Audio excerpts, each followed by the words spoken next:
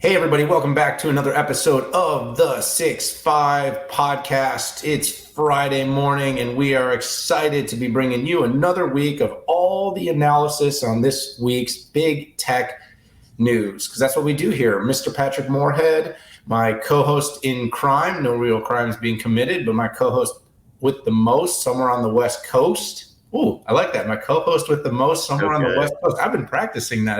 That was an accident. How you doing this morning? Man, I'm doing great. Been on the road all week. A little early at 6:15 a.m. here in Phoenix, and it's kind of been that all week on my third city. Absolutely. And going to be back hopefully by dinner time back in Austin. But there is no way I'm going to let my audience down and claim sleepy or tired. Well, we sometimes, trade off these favors of getting up early and doing this for one another. I remember when I was in San Francisco at the Intel Investor Day, I think I got up at 5 a.m. to do that one. And in the end, though, it's always worth it. We do love our community, and we do really try to be consistently knocking out these conversations on the weekly, because there is so much going on in tech, and we want to be that reliable source of information. I, too, was on the road this week on the East Coast. I had a very, very dramatic and tiring, exhausting experience. I had to go to the Masters yesterday. I got to follow Tiger Woods around for a couple of holes. Spent about half a day on the course. Had to give up my phone, which, if anybody knows me, I don't know how you survived, buddy. I nearly died. It only felt that way. It's not actually the truth. But Augusta, beautiful golf course, beautiful club, one of the most exciting, prestigious tournaments on the planet. Amazingly, not one person that lives in Augusta is a member of Augusta National, something I learned yesterday. It is quite exclusive. And Pat, I have not yet been invited, so I'm not as big of a fan as I would be if I was. Having said that, for everybody out there, just remember, 6-5 is 6 topics, about 5 minutes each, sometimes a little bit more. Deep analysis, a little bit of news. Today's show, we're going to be talking AMD, Qualcomm, IBM, a big policy event that took place in Washington, D.C., Azure's homegrown chip strategy, and we're going to do a little dive into our 6-5 summit. Quick housekeeping. This show is for information and entertainment purposes only. And while we will be talking about publicly traded companies, please do not take anything that I say or Mr. Moorhead says as investment advice. All right, knocking that out of the way, all the BS. We can talk today about what's going on in tech. Pat, for us, it's no work, it's all play. And I'm feeling very rhythmic this morning. So let's dig right in. Are you ready? I'm ready. Let's light this rocket up, buddy. Light this rocket up. I feel like... I don't know what that means, but that was kind of a combination of, let's light this rocket and let's watch this rocket go up. But yeah, let's light this candle. Early. I don't know. It sounds prophetic in some way, shape, or form. So, Pat, Lisa Su is on the prowl again, acquiring intelligent, smart technologies that's going to take AMD to the next level, or is it, what's your take, AMD acquires Pensando? Yeah, so company's been on a roll with organic innovation with their PC and data center processors, doing okay with GPUs. We had a huge acquisition with Xilinx, better known for FPGA technology, but AMD, I believe, really bought them for their advanced high-performance SoCs that combine ARM cores, FPGAs, discrete accelerators with high-speed HBM interconnects. This acquisition, it was interesting. I had to really think through this one, but I think I had to think long and hard just because I think the message was a little bit muddy. But let me just net this out. This is AWS Nitro for everybody else. And for those of you who might not be aware of what Nitro is, essentially it's a complete disaggregation layer where you can disaggregate different kinds of processors. You can disaggregate networking, and you can disaggregate storage. And if you want, you can even disaggregate security functions if that's what you have on your chips or your offload cars. This clearly gets AMD into what we call the IPU or NPU market, squaring up with Marvell, Intel, and NVIDIA. I was struck by how many big name customers Pensando had. They had Azure, IBM Cloud, Oracle Cloud, partner with Equinix, HPE Aruba, Dell Tech, NetApp, and end customers were Goldman Sachs and Wells Fargo.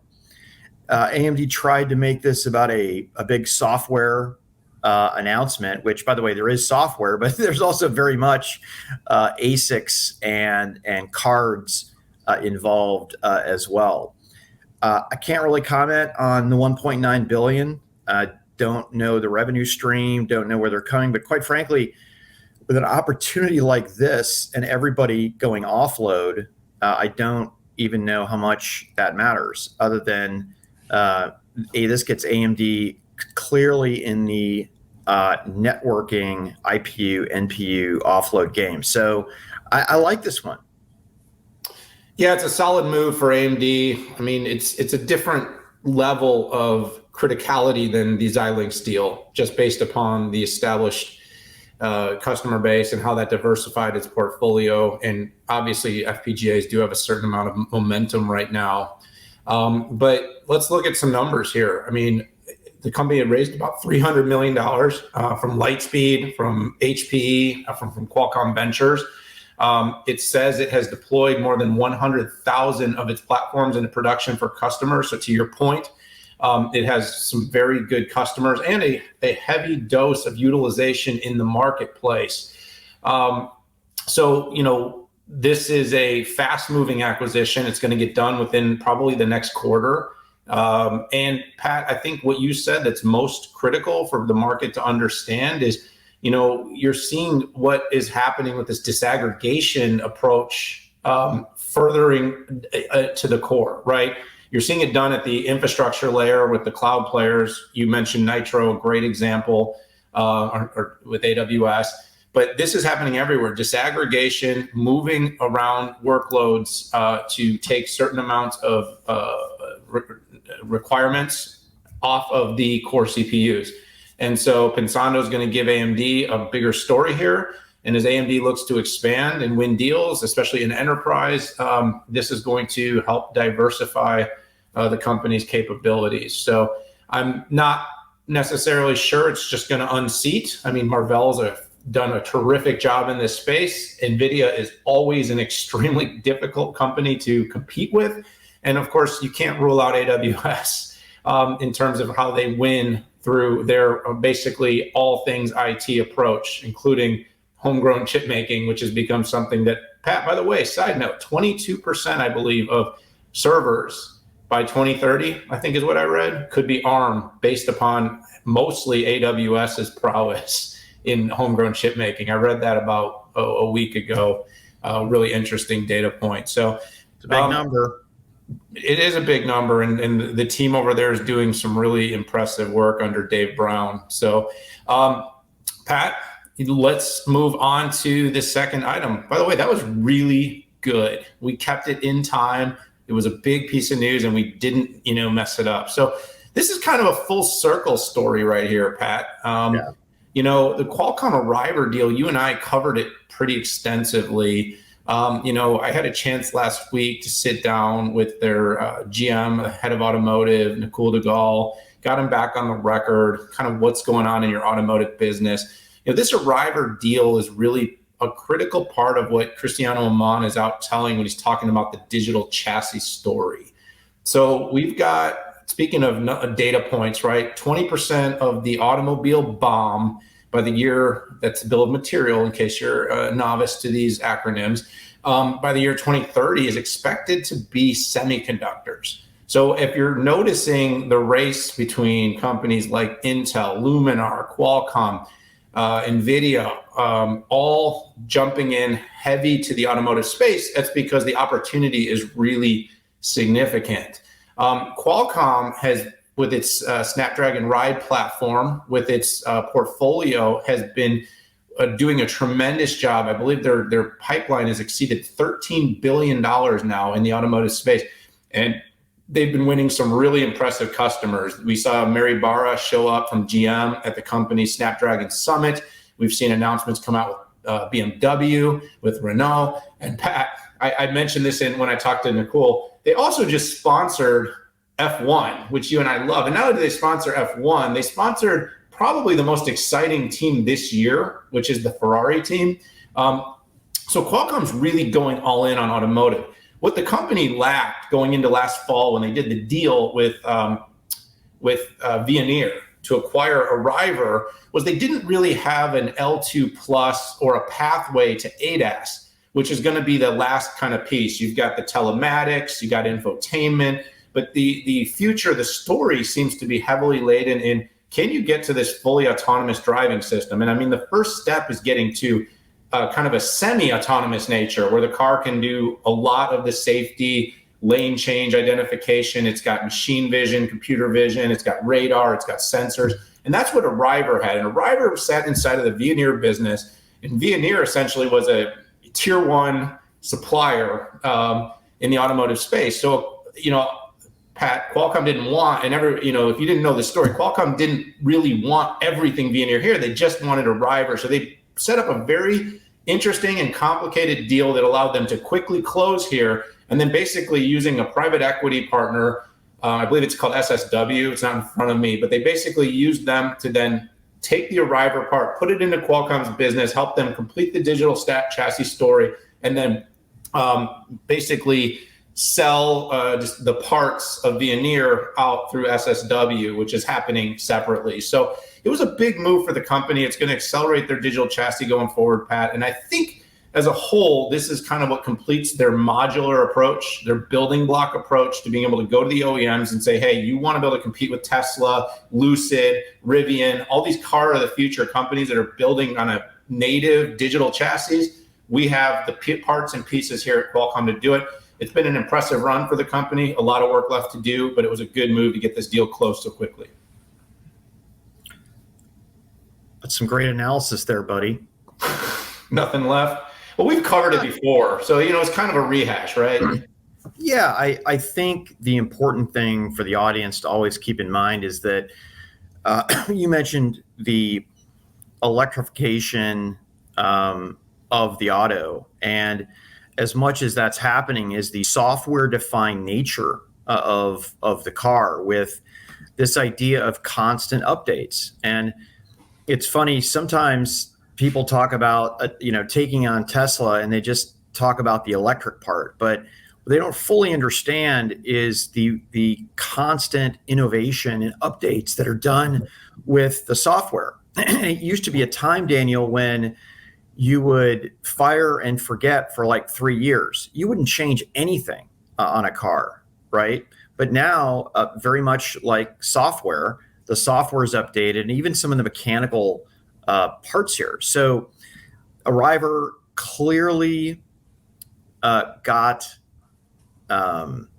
Qualcomm into the self-driving and in the future, the autonomous vehicle space. And 3 years ago, they stealthed all of us with the first demonstration of I would call it an L1 plus, maybe an L2 minus.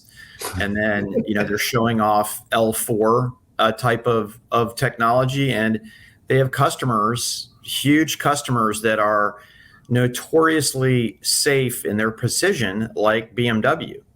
And in fact, this combination of the digital chassis, which includes the Arriver software, they're actually doing what I would consider a joint venture where they can actually offer the platform to other auto manufacturers.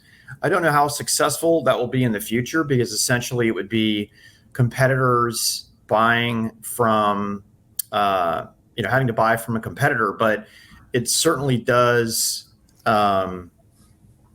make you think. It's a pretty good business model because there's only so many companies that have the scale to go and do this. So I like this. I like what they did, and they had to split off parts of the business, but that was just a requirement for regulatory purposes. Yeah, it was regulatory, and I don't think they wanted the other parts of the business. It kind of enabled them to move faster, to specialize the move. Just a quick boomerang, and I know, I want to spend a second here, Pat, because there was something else that happened this week, and, we love to talk about things that are entertaining. Elon Musk, jumped into our, he's the automotive guy, right? The Tesla guy. I just wanted to ask your opinion. What do you think of his Twitter move? The car guy just bought a chunk of Twitter. Is that good? Listen, I like any type of shakeup out there that's kind of legal. And listen, there's nobody I've ever known that didn't love parts of Twitter, but also hated parts of Twitter. And right now, I think there's clearly a split.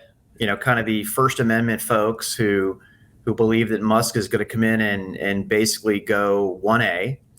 And then you've got the other folks who are like, well, listen, it's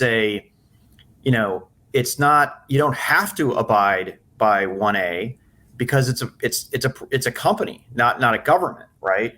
But that's the funny part, which capitalism, which came in and it's like, okay, well, you're not a utility. You're not a public utility. So, I'm going to buy part of you if I don't like the way that you're running. So, I kind of like chaos, Daniel. It's entertaining. I don't think, they're going to harm people in this, but it's great to stir things up. And, the Twitter CEO was very clear in an interview a year and a half ago. He's not, he says his platform is not about 1A, right? He says it's about decency and doing the right thing. But the challenge is that, one person's decency is another person's lie and cover up. Like, look at all the news that was censored on Twitter that ended up being true, right? Yeah. I don't want to get censored on YouTube, but so I'm not even going to use the terms, but it's interesting. I'm glad you asked. And obviously it has nothing to do with the Arriver deal, but everything to do with the fact that Tesla is the bar right now when it comes to next generation, kind of, the digital vehicle, the whole experience. They have one big tablet, everything happens there. It's updated constantly. That has become the bar in a lot of ways. And so Musk always is, he's an enigma. He's enigmatic in his style. When I talked to the Wall Street Journal about it, I basically said, this is great for Twitter. It is great for Twitter. I said, first of all, it's great for its shareholders. They gain 30% a day. But it's also great for the fact that, it brings it back into the light. Because it is, I don't know about you, Pat, but I think we would agree, it is our fire hose of information. We love Twitter because of how real time it is. And historically, how unfiltered it was. That's going to be the big question going forward. But he certainly doesn't hold back his opinion. So, what are they going to do when he makes his next crazy tweet? Are they going to cancel the guy that owns what is it, like 10% of it? I don't know. I don't know what you'd do, because he says some things that definitely warrant that cross lines that people have been removed for less. Let's just say. So, all right, we got to keep moving though. Just a little sidebar there. Couldn't help myself. Let's talk about a big launch, IBM Z16, Z16. Now, again, for everyone, there's a cycle within IBM. This is an important cycle for its mainframe. And by the way, you wrote a really great article that, would you say the mainframe's dead? No. You said the mainframe's not dead. There we go. I know. I'm an industry analyst, but, unlike industry analysts, we're, so proud of our content, we don't put it behind a firewall. And so I write on Forbes, and you got to have some sort of a splashy headline. And my headline was IBM Z16, the mainframe is dead, long live the mainframe. Listen, I got up front and personal in my first job with an IBM System 360 back in 1990 when I was at NCR. There were two big players in financial accounts. It was NCR and it was IBM. NCR had the edge and IBM had the big mainframe and the AS400. So I've been in and around these mainframes for, I guess, going on 31 years here. And I, like many, thought that the mainframe was going to die and was a colossal waste of money, I admit.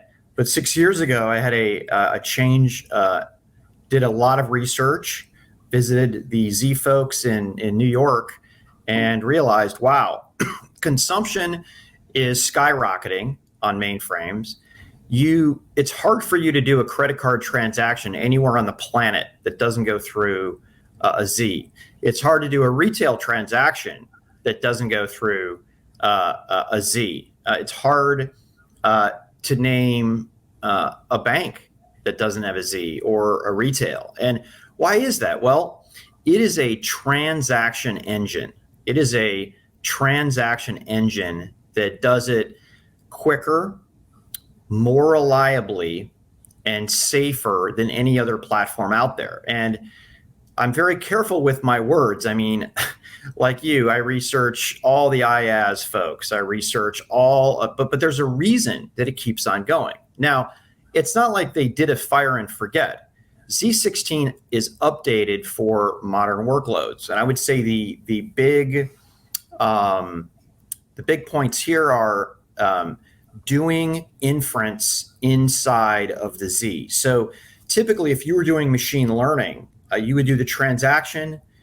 You would do what we call ETL, mainframe guys, ETL out to another system, maybe an x86 system with either doing inference on the processor or a small NVIDIA GPU card, right? But now you can do real-time inference. Well, what does that mean? Well, you can do credit scoring. You can do credit risk at the point of transaction, as opposed to having another system do this. I'm going to follow up with some more workloads on what inference means for the mainframe, but I thought that was very interesting. Along with that, bigger, better, faster processor, the Telum processor, improved performance per watt using less energy. I did want to talk about one thing and just remind people, Z is very much a modern platform, a cloud platform. You might be laughing right now, but here are the facts. It runs Linux. It runs Red Hat Linux, okay, that's optimized for the platform. And it runs Red Hat containers. Surprise. So by the definition of cloud, which is scalable resources, typically Linux, and using containers, you can do all of that on the IBM Z. And now you can do inference at the point of transaction. The final thing I'll mention is that it also supports quantum safe cryptography. Geez, it is early here. And what does that mean? So in the future, you're going to have different algorithms done by faster traditional computing systems, but also by quantum computers. And essentially, the new Z16 is quantum proof in that those new future algorithms, you are safe and you can be protected from all of that. So, by the way, I need to do a little bit more research on how that's possible, because it's like, well, how do you know what's going to happen in 5 years? But anyways, very rarely, if ever, does IBM make a claim on Z16 that isn't backed by an incredible amount of thought and research. Great dive. I'm going to add a couple of thoughts and keep us moving. But first of all, a big moment for IBM on the financial level. Something to think about too is they do these launches of their Zs every 8 to 10 quarters. The last one was done in September of 2019. There tends to be an upgrade cycle that's pretty significant. And in the wake of this spinoff of Kyndryl, it's going to be more significant to the overall revenue number, because that particular portion of the revenue has been lopped off. So the impact of a Z cycle, it's a very high margin part of the business. There's been quarters where the systems business is legitimately carried by the Z cycle and the profitability of the Z. This is a product that the people who buy it, to your point, Pat, absolutely know it is the option, the only option, and they've stuck with this particular technology for a long, long time. And despite all of the innovation that's gone on in cloud, they usually it's highly regulated industries and special type of transacting businesses that this is the only option.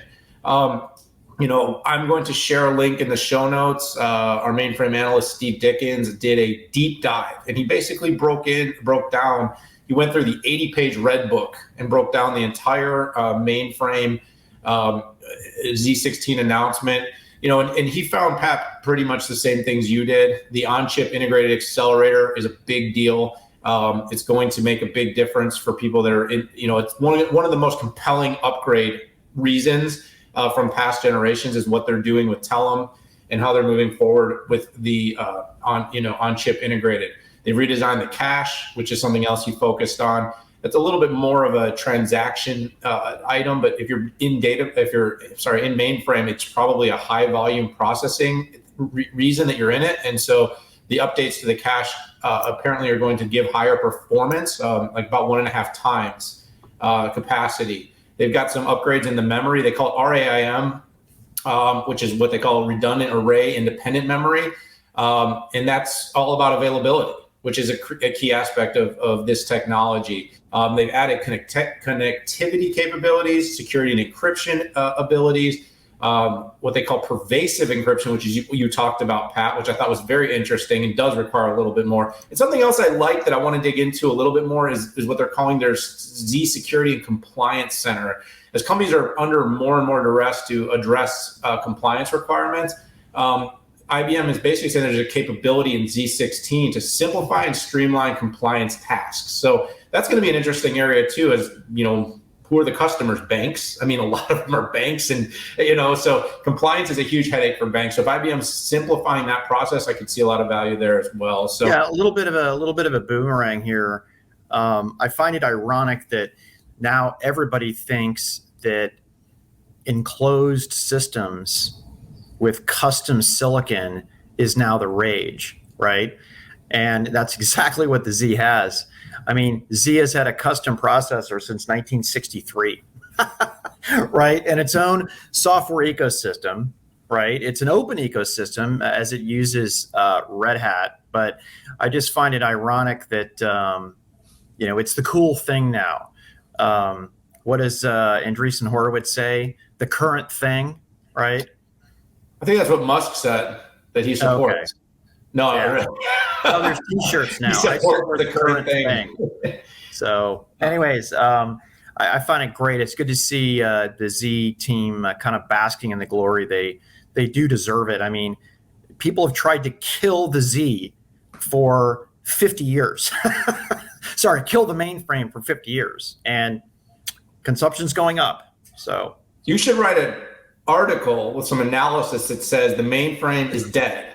And then do something ironical, like long live the mainframe. I don't know. That'd be a great idea. That's a great title. It's probably going to get, I don't know. There's probably 30,000 people in the world that care about mainframes of the billions. So you'll probably get all 30,000 of them to read it. So, but it is a really great move. It's going to be a big one over the next couple of quarters for IBM, and we'll have to watch how that plays out, both on their financials and in terms of winning customer loyalty. Pat, let's keep moving. I'm going to talk again. I went out to Washington, D.C. and attended, something else you and I really enjoy talking about is IP, intellectual property, innovation, antitrust. And this meeting called LeadershIP takes place in Washington. It's basically a combination of regulators, policymakers, lobbyists, analysts, enterprise business leaders. And, I think the quote unquote item that came to the forefront of this meeting is semiconductors are having a moment. Anyone that probably watched television or the news 3 years ago, you would have said, what do you think about semiconductors? They would have been like, what's a semiconductor? Right. Nobody really even knew. It was a small little industry, not really, but it was a small little industry in terms of, government officials didn't really care. They care about automotive. They care about manufacturing. They care about jobs. And in the end, what happened is we had this little pandemic. And amidst this pandemic, we kind of had I don't know, some supply chain issues for things like vehicles that people care about, iPhones and other devices and laptops that people care about. And suddenly we couldn't get things, our televisions and our, whatever toys we wanted to buy, we couldn't get them. And what happens when suddenly people can't get their stuff is that, lawmakers take notice. And so semiconductors came into focus. And effectively what's going on now is we, over the last 30 years or so, the United States has done a couple of things. One is we've, in a very positive note, we've continued to be the leader on a world scale in terms of the design and research of next generation semiconductors.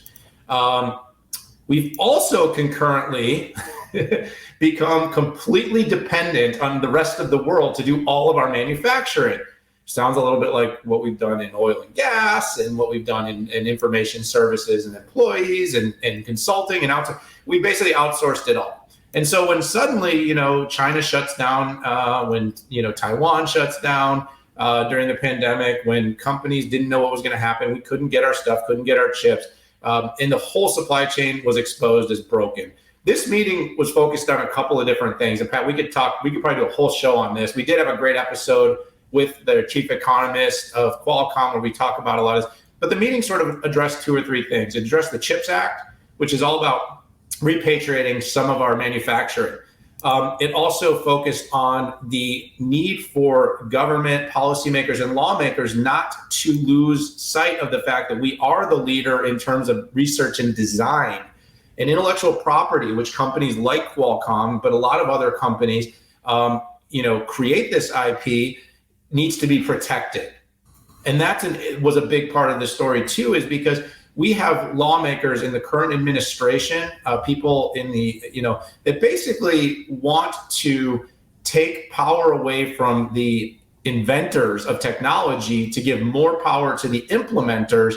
And so going back to many conversations that we had over the years, this was what happened with the Apple Qualcomm case, but this is what's happened with China and just about everything we invent is when you take away power from the inventor to license and protect that license, you actually risk the leadership of our country in terms of design, research, and then ultimately the manufacturing of semiconductors. So that was a big topic in focus. And so the CHIPS Act really was about how much do we need to bring back in terms of repatriating, and do we need to bring it back? And there seems to be some mixed opinion there. The other key focal point was China, right? Was how big of a threat is China? And there seems to be some inconsistent reactions to that because they're a big trading partner. A lot of our stuff comes from China. And so, in any actions that we might take to give the U.S. more power and take some of that away from China, there's always risk on the geopolitical standpoint. So that was a big topic in focus.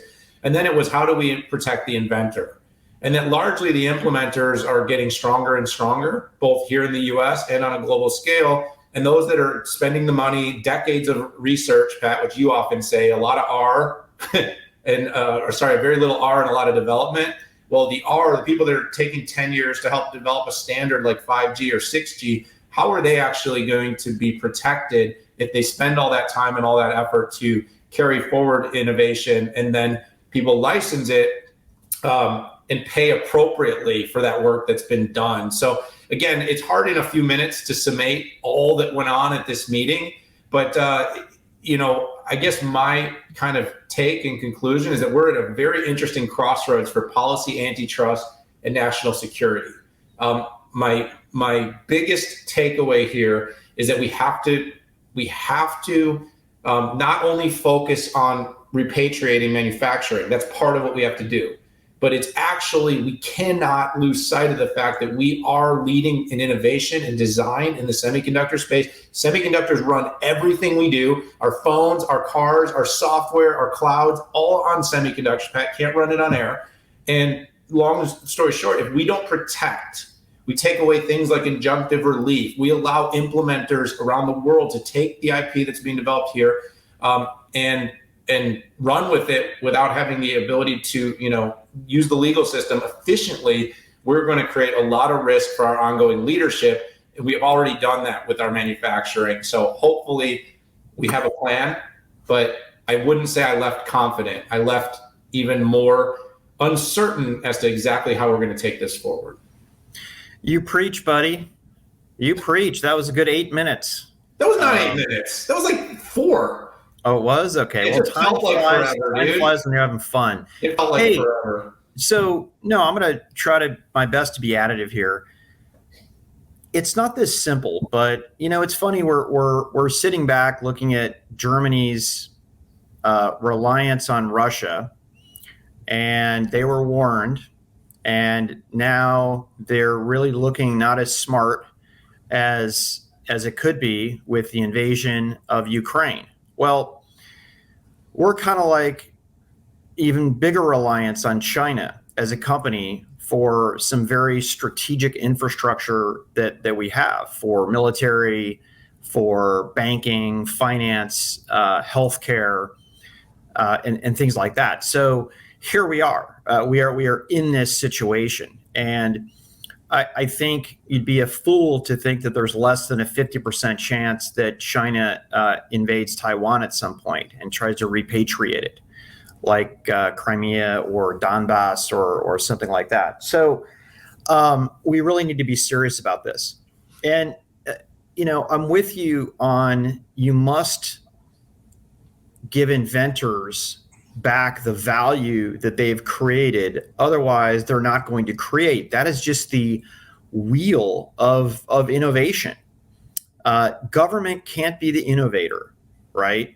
And if you can't make money off of research, the big R, and don't confuse the R and the D, then it's going to stop.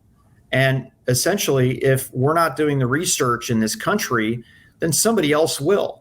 Our government is not going to be able to do the research that requires. There is not a single country out there that does that. I think the only caveat there might be some of the university research that China does, which is funded by the government. But we haven't made that work great here. And it's a game.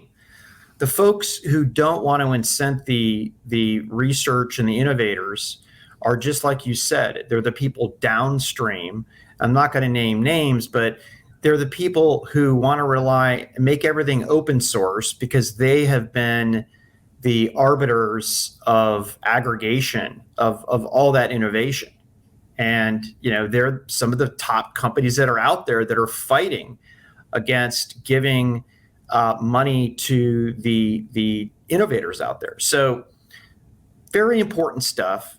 I'm hoping that we don't degrade and go back to an era where we were 4 or 5 years ago, where there was a question on whether there was going to be benefit from innovating or not. And I think we also have to have a long-term strategy, not one that goes between different administrations. Because as we've seen, any yo-yoing will just has the effect to limit the amount of research that companies do out there. Yeah, you said a lot of great things, and I'm going to pretty much leave it at that. I think what's super interesting is that most of our policymakers can't see past next week. Everyone's focused on manufacturing because that's the problem we're trying to solve. It's the paper cut, right? I need a Band-Aid. We need to do it, but it's not the only thing. And so hopefully we'll focus on both doing what we need to do for the short term, but also protecting ourselves and the leadership we've invested in the long term. So Pat, great analysis, great ads. You have a wealth of knowledge in that space. So don't sell yourself short on that one, buddy. You've been in this space forever. Speaking of this space forever, here we go, Pat. Over the last year, we spent a lot of time talking about AWS, homegrown, what their plan is. And we've been saying, what's Azure going to do? What's Azure going to do? And now Azure's starting to talk about what their plans are, and with an announcement this week. Yeah, so let me give you a little bit of a backdrop here. So for about 20 years, people have been saying that compute is commoditized, but the industry keeps proving everybody wrong, right? And that's because in the last 20 years, the industry has taken different approaches, right? It used to be that only merchant silicon vendors were available for data centers, and that was Intel, right? That was the standard. And AMD got up to I think 20% at its maximum market share back when I was at the company, and then it went down to like 1%, and now it's up around 15%. But along the way, over the last 10 years, the ability to create your own SoC with a combination of ARM IP, ARM ecosystem IP, and the tools from companies like Synopsys and Cadence, combined with the ability to take those designs into a TSMC, have really transformed the industry. You look at Apple with its M1, you look at AWS with Graviton 2, Inferentia, Trainium, and what I referred to as before with Nitro. And you can see that with all these things happening and the desire to decommoditize compute, we are here with Azure. And Azure announced that it was going ARM with some of its instances with a company called Ampere. By the way, the other requirement out there in the cloud was that they really wanted one processor for one instance, okay, as opposed to using hyper-threading, because what the hyperscalers tell me is that the quality of service is more consistent. And there was stuff on merchant chips that people just didn't want, right, that came with Intel and AMD. So it's been 5 years since Azure made its big announcement with Qualcomm and Cavium.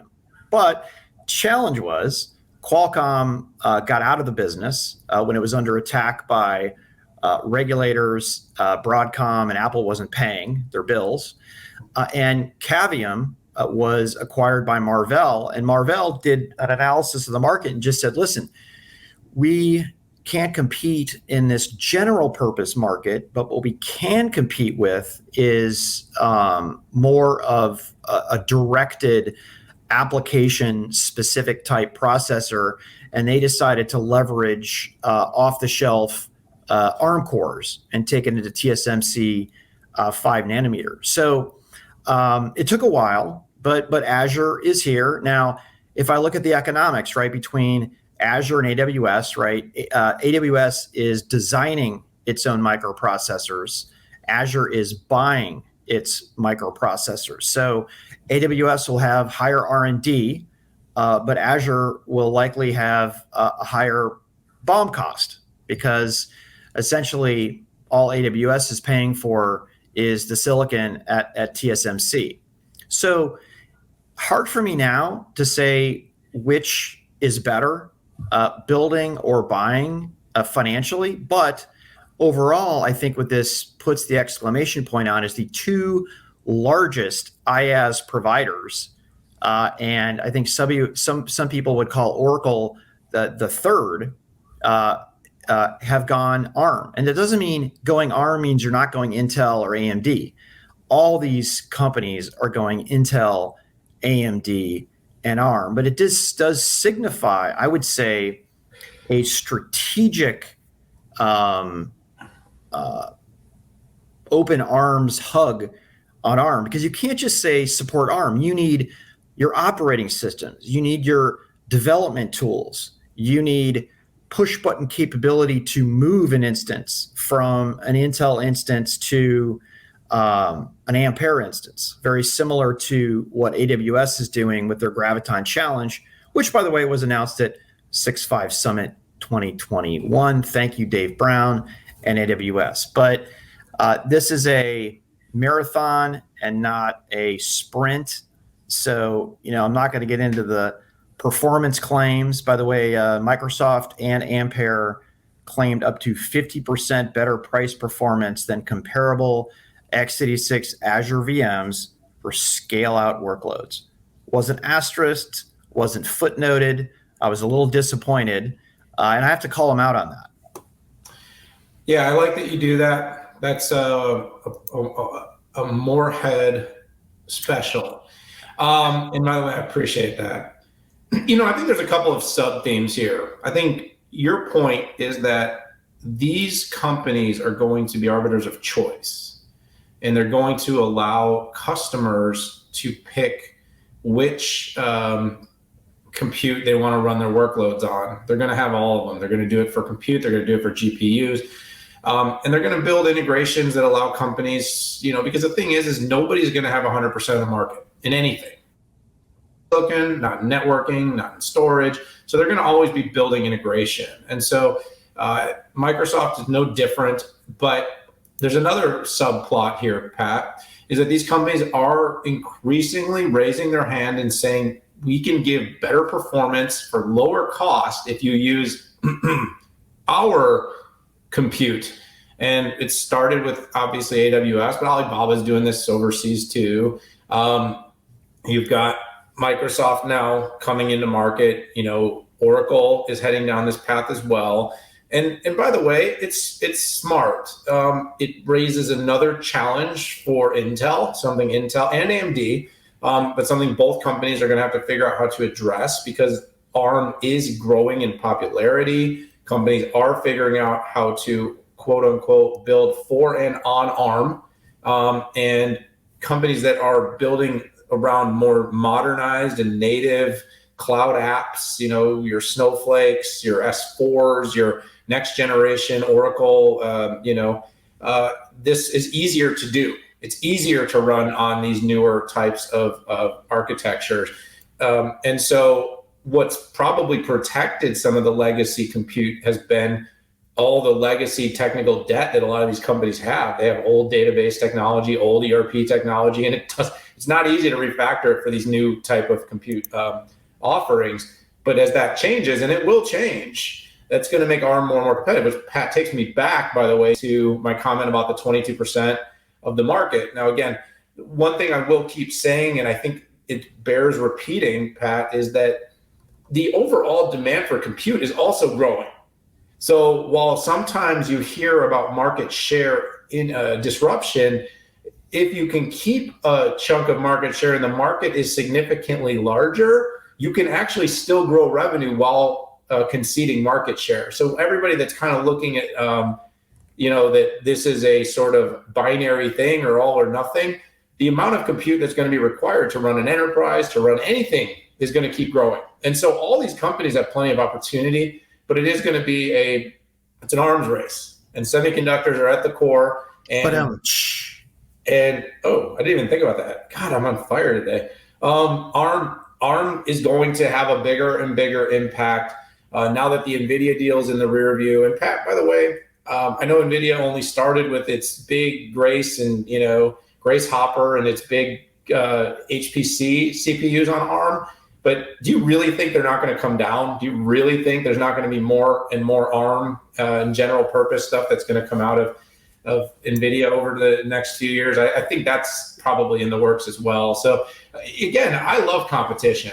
I think it just gives us things to talk about. It gives something to focus on. And by the way, when there's great competition amongst a number of great companies, you know who wins? Consumers, the enterprises, the businesses. Right. They're going to win because of choice. So, good for Microsoft. They've got a way to go here, but I think they've picked, at least it seems that they've picked a path, and they're coming out, and now we can, get on with it. So, good news, Pat, good analysis as always. Let's kind of take it home to topic 6, which isn't a news topic, except it's a news topic. This, in my opinion, is the biggest story of the week. And that's you and I are launching our 3rd inaugural 6.5 Summit, June 7 to 9. It's going to be an on-demand event, virtual, and all of you are welcome to sign up, register, and attend. Having said that, Pat, we have a good chunk of our lineup now secure.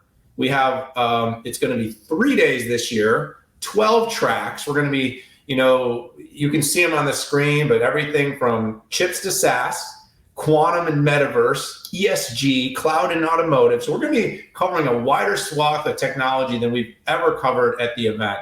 I'm very proud to announce our list of opening and keynote. Our our top opening event keynote speaker, IBM CEO Arvind Krishna. Thrilled to have him joining us, Pat. And also, we have 3 day opener keynotes. I'll give one of them, and then I'll let you give a couple, so I don't take them all. But very proud to be announcing that Matt Murphy, Marvell CEO, which we've talked a number of times about here on the show, will be joining us to do one of the day openers. And then, Pat, we got 2 more. Who are they? Yeah, so Ericsson North America CEO Nicholas Huvadalt and Honeywell CEO Darius Adamczyk. Adamczyk. Yeah, it's a pronunciation thing. Yeah, usually I can say it, but it's and I have a hard time. Aren't you in Phoenix to see some cool Honeywell tech today? I am. In fact, I'm here.